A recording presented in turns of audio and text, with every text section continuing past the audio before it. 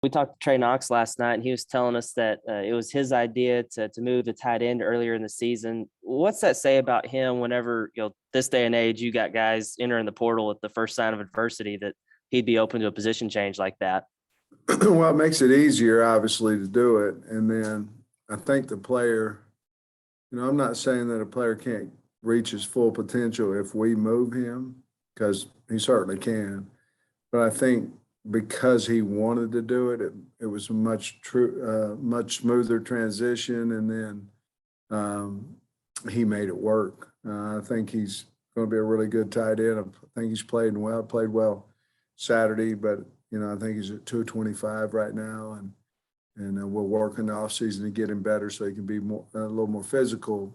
But says a lot about him, and we certainly didn't want him to transfer. And says a lot about him. I think he's about all 100% in on tight end. You say he's up to 225 now. Is there like a target weight that you'd like him to hit this coming off season? 240 would be the low end of that to me. If he could get to 250, I think that'd be outstanding. But 240, I'd like to see him get to 240 on the low end of that. Bob. Hey, Sam, how you doing? Hey, Bob. Hey, KJ, I don't know if you knew this, but when Arkansas played down in Baton Rouge 2 years ago, that was his first start as a true freshman. He kind of got thrown into the fire. What do you think about that? Could that help him for this game, the fact he's already started there once? I wouldn't think so. I mean, he was probably, they were the number one team in the country, I think, and all those things. And he hadn't played much ball. Certainly hope I don't know how he played that day, but I certainly hope he plays better than that. I think he's probably had a few more reps since then, but I don't think so, Bob. It might. You'd probably have to ask him that question. I'm not positive. Yeah, well, I asked him that last night. I want to get your take. And then I know you didn't see him. I mean, I don't know, maybe you did watch some film of him as a freshman, but how much better do you think he is now probably than he would have been in that start 2 years ago? As much as we've talked about him starting, even last year versus Missouri and how he played in that, if you go back and you look at that, because we certainly have looked at Missouri already on the off week. We had to get ready for a Sunday night practice coming back from Alabama. So we did do that in the off week. And just looking at the way he played a year ago to how he's playing now is quite different. So I would assume that it was even more so as 2 years ago that he's improved that much more since then. So, yeah, I mean, I know he's improved a lot since last year in his start against Missouri. He played pretty well at Mizzou, but where do you think he's really made a big move since then? I think his confidence and how he sees the field. He's throwing the ball better than what he did before, but his reads they seem natural for him, and not. It's like a guy that does pretty sure he knows the offense, not for sure he knows the offense, and he's maybe a second behind. I feel like he's just playing faster and certainly smarter, and all this experience that he's getting has certainly helped him. Example of throwing that ball away in 2 minutes the other night. That was probably as important as all the passes he threw. Thanks, Sam. Thank you.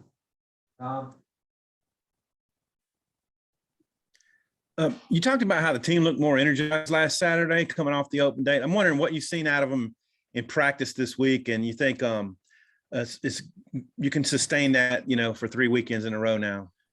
Well, I think so. I think we're setting at maybe 17 days, 3 games, coming up.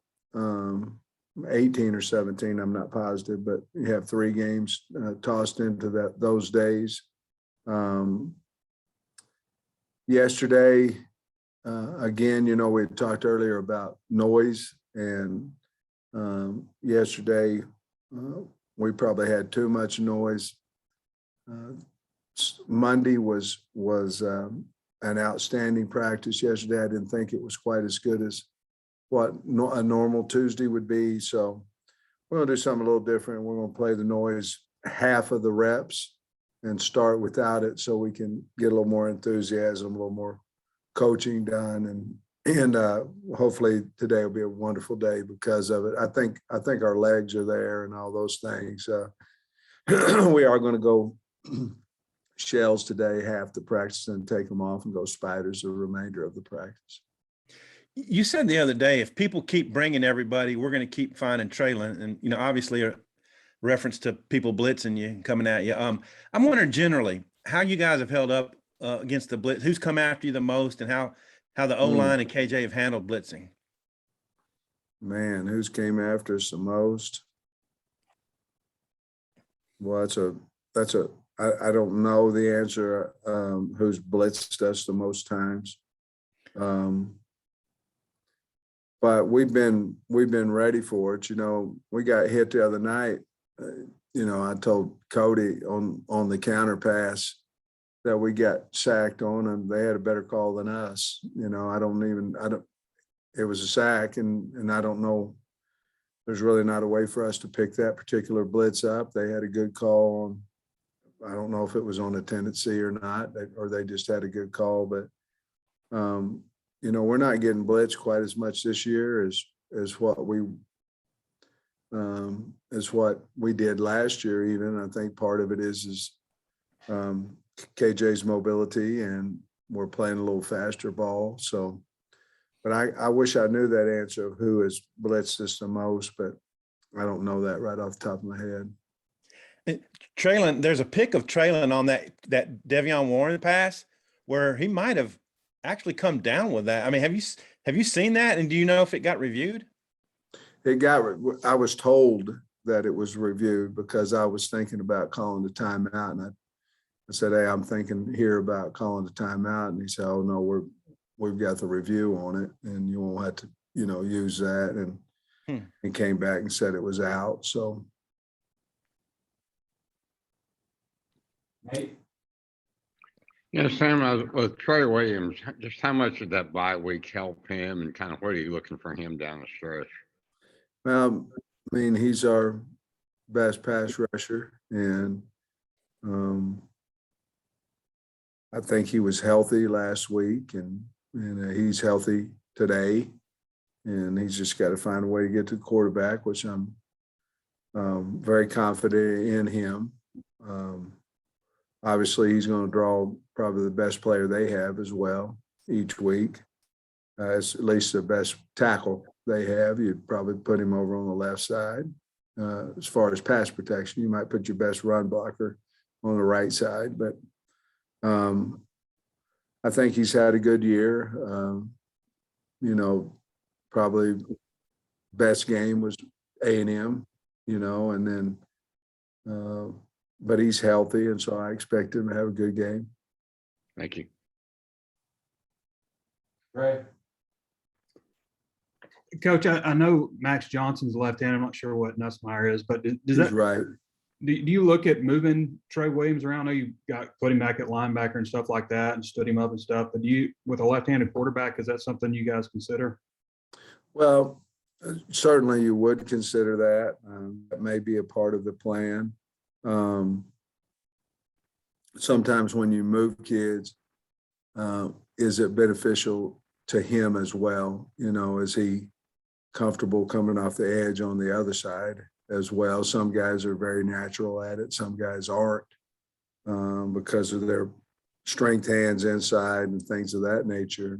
Long arm, things of that nature, a move that may become not quite as instinctive as what it would be on the other side. So we certainly have thought about those things, and we've looked at some of those things. I don't know that we'll do it or not, but we certainly have looked at it. I don't know if we've asked you about Chase Lowry, Jalen St. John, Zach Zymus. I don't think we've seen them out there. Yeah, well, St. John has got a wrist problem, not necessarily. We just got to find out what's wrong with it. So, you know, he had a fever, and you know, I wanted him to play over there at Little Rock, and he just wasn't able to, fever wise, and we've got to figure out exactly what's wrong with him. We've got some tests going on. I don't want to make it like it's life-threatening or anything like that. I don't mean that. We've got to find out what's wrong with him, how we can fix that wrist, and we're doing that today.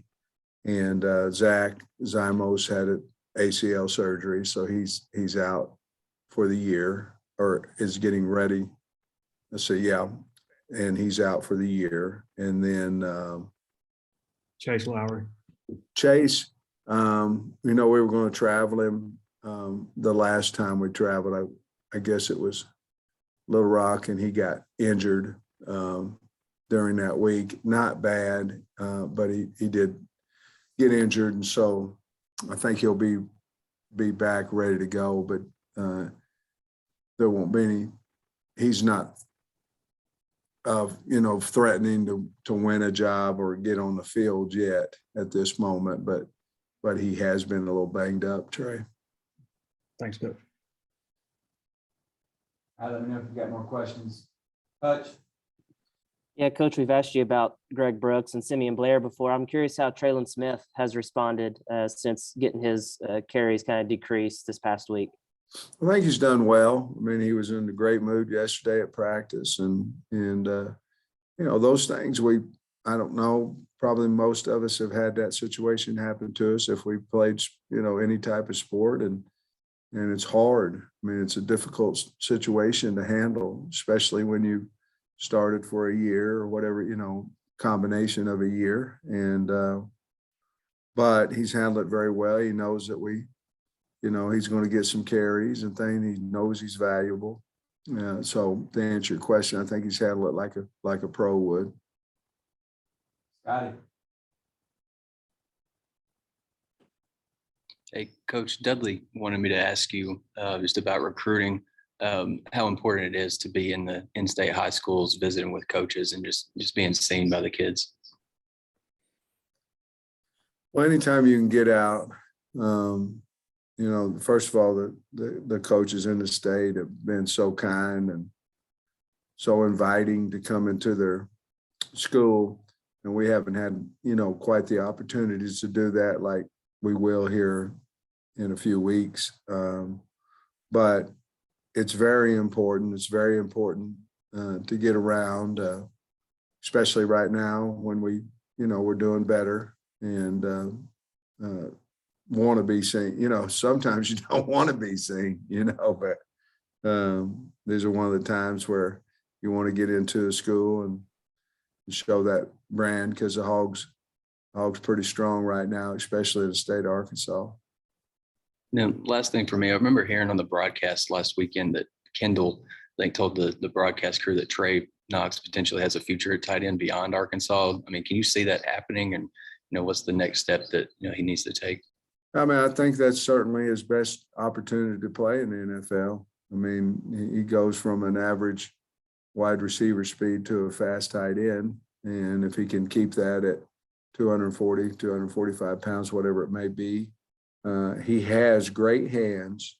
I'm talking about in the blocking.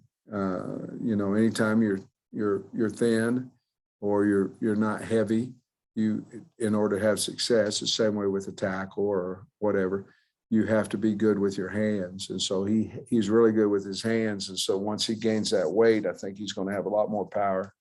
I think he can be a NFL type tight end. Yeah, I agree with Kendall. Wrap us up, Tom. After the success LSU had going after Bryce Young with some blitzes last week, do you anticipate them kind of sticking with that? And how is your O-line handle those two? I anticipate that they'll use some of the things that they did against Alabama, but any great coach, which Coach Orgeron is, they'll do something a little bit same look and different results. In other words, they may give us the same look and not pull the linebacker that you slide to out, or whatever the situation may be. They'll give us the same look pre-snap and do something different. I mean, all great coaches do that, and we're ready for obviously what they did last week, and we'll see what their adjustments are and try to adjust off that. The guy who's handled blitz as well is KJ. You know, we've seen more total blitz, all out blitz over the last 3 games than you know you could get in an entire season. And KJ and specifically Traden have hurt that. You know, you have nobody in the middle of the field. So if you win your one-on-one battle and your quarterback can get it to you, usually it turns into 6 points, that's what's been happening. How do you and Ed get along? He's come after a couple of your coaches, but it seemed like y'all are very complimentary and respectful of each other. Well, it's part of the business, you know. If you hire good coaches, guys are going to come in and try to steal them from you, and if you know if they like the program or like the situation, or you can keep the money. Make no mistake, money's